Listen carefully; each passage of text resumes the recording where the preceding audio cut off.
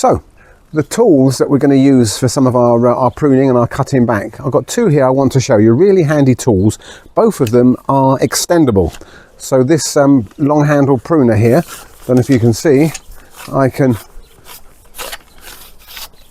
really get, that's got to be 5 meters long, something like that. That's a really long bit of kit. So it's really handy, avoids having to use ladders. And so you can extend it or retract it to whatever length you need, and you just got a little locking mechanism there. And then when you get your pruners around the branch you want to trim, you just pull on the handle. There you go, look, and that's what happens. You can cut through some fairly thick branches using that. So for example, just here, let's get that leaf that's hanging down.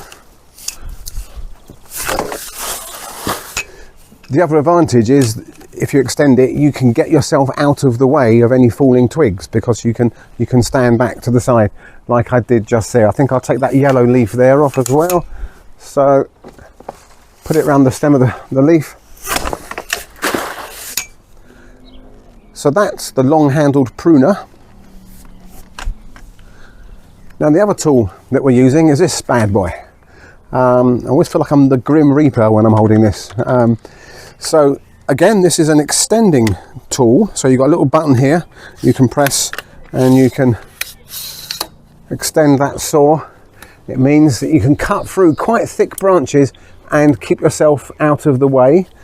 And then it just kind of retracts back. And then if you want to take the head off,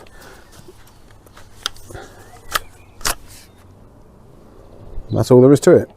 So then if you're putting the head back on, just click that down, slide that up there, and that just clips over there, and we're ready to go do some grim reaping.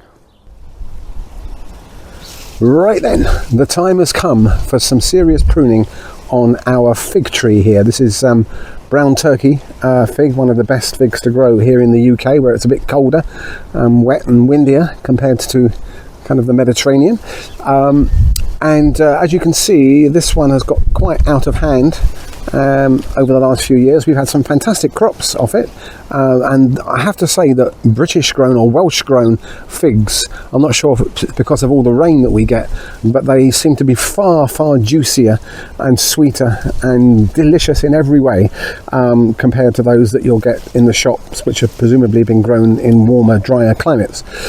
So if you've got the right spot for a fig tree, I commend them to you. They're quite easy to grow.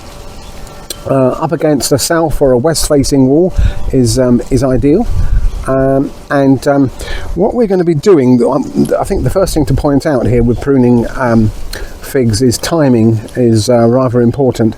So with this major prune, where we're going to cut back some thick limbs and do some hard pruning, kind of late winter, early spring, and I'm doing this in March, towards the end of March actually.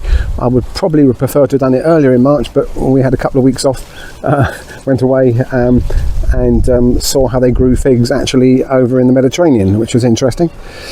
So anyway, we're doing this in March. If you did it much earlier than February, March, the danger is that you might get some new growth appearing, buds starting to swell, because pruning actually encourages new growth, and you don't want new growth starting when there's still a chance of hard frosts coming along.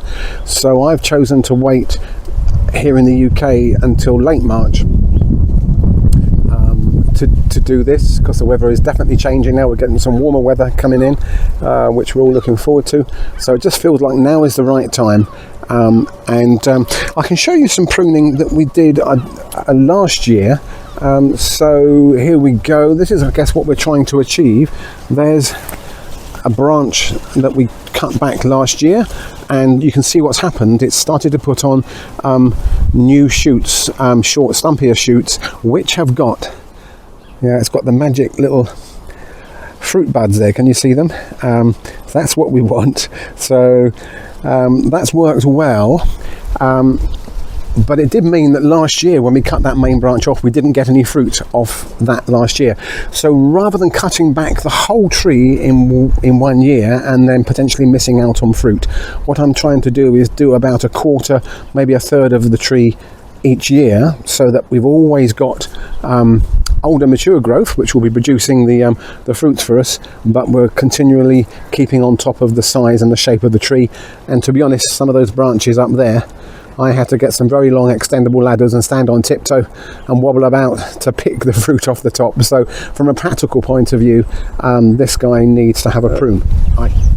Okay, so what I've done here is I did a cut on the left hand side of the branch to get us started, and now I've started cutting from the right hand side, and you can see it's opened up. I just do that so that we can try and get a clean cut. Otherwise, if you don't do that, you'll kind of, as you're cutting through from one side, you can end up kind of peeling away some of the bark. So there you go, he's coming. Sorted. It's worth pointing out that the sap on fig trees can be irritant, so I'm wearing good pruning gloves here to protect myself from the blades, but also from the sap. If you do get some on, it's never really irritated me very much. You can just go and wash it off, and it's fine. But for some people, it can be more of an irritant, I guess. You certainly don't want to get it into your eyes. So just be mindful of the sap there. Right, I'm going to cut a few more of these branches off and show you the results. Okay, so you can see now we've got a bit of a more open centre there. We've taken some of those tall shoots from the middle, which we couldn't reach easily anyway. So we got a fair old little pile of branches there that have come off. And now I'm going to do a little bit of kind of work, doing a little bit of work closer to the ground. A shoot like this, can you see it's quite green, whippy shoot. There, that's come from lower down. It's almost like a sucker, and that's not going to be producing any fruit anytime soon. So what we're going to do is cut that back, and his mate just there. Yeah, just checking to see if there's any mini fruits on the tips. I'm going to cut those back. I'm going to leave that little thin one there, and I'm going to cut this bit here back as well. These fruits that you can see here, these actually were fruits that were starting to appear late last summer, and they're not going to bear fruit, and they're unlikely to kind of ripen this year. Figs in the right climate, in their native climate, can sometimes produce 2 crops a year, and these smaller little buds like that one there is more likely to produce fruit this year. So I'm not concerned about losing them.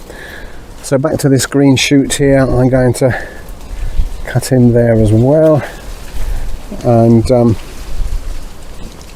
some of these that are starting to come near to the edge of the path, it's making life difficult for us when coming up and down the path. I'm going to trim some of those back. Oh, look at that.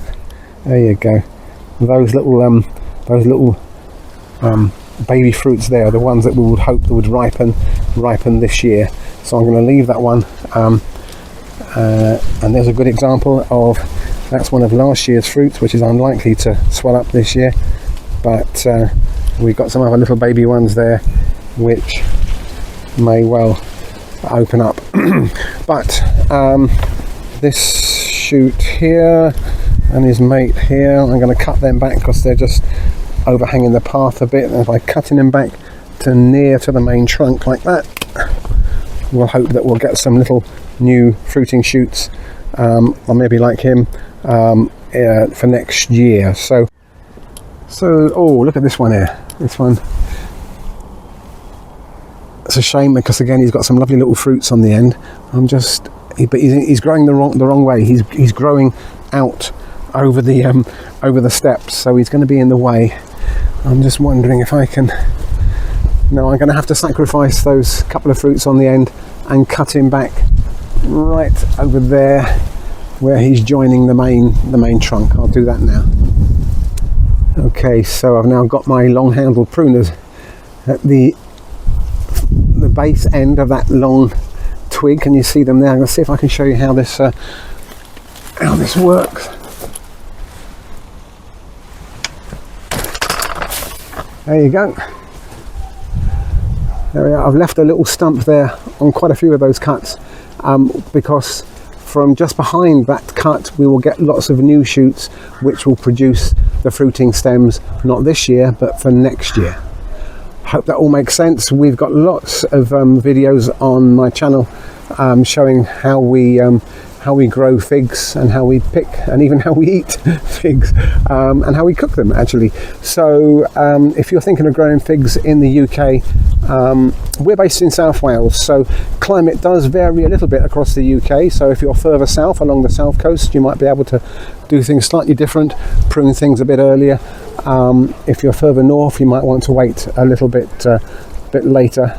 Whatever and wherever you live, we would love to hear from you with your comments, your questions, your experiences, because that's the magic of this YouTube family that we're all a part of. Thanks for watching. Bye.